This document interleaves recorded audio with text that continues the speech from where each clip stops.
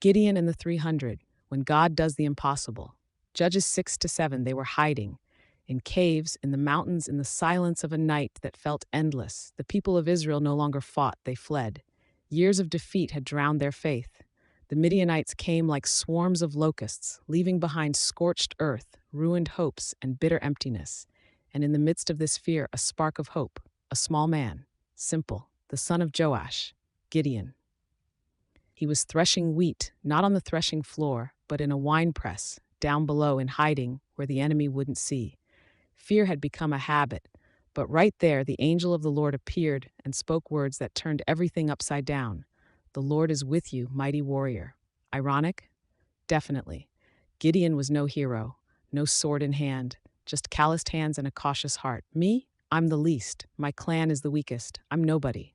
But it's to the nobodies that God entrusts the impossible, not because you're strong, but because you're willing. And that was the beginning. The first battle wasn't with weapons, it was with idols. God told him, "Tear down your father's altar to Baal, destroy the idol your people revere."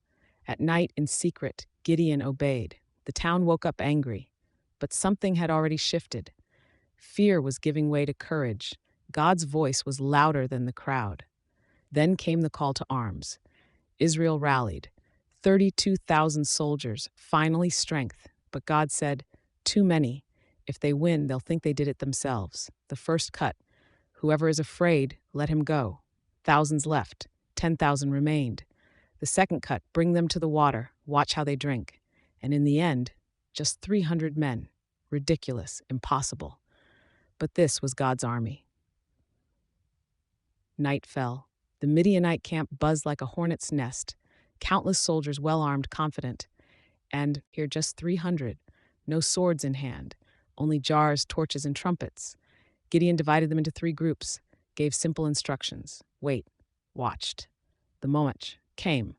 Jars shattered, torches flared, and then the cry, "A sword for the Lord and for Gideon." Panic exploded in the enemy camp. Confusion. Chaos.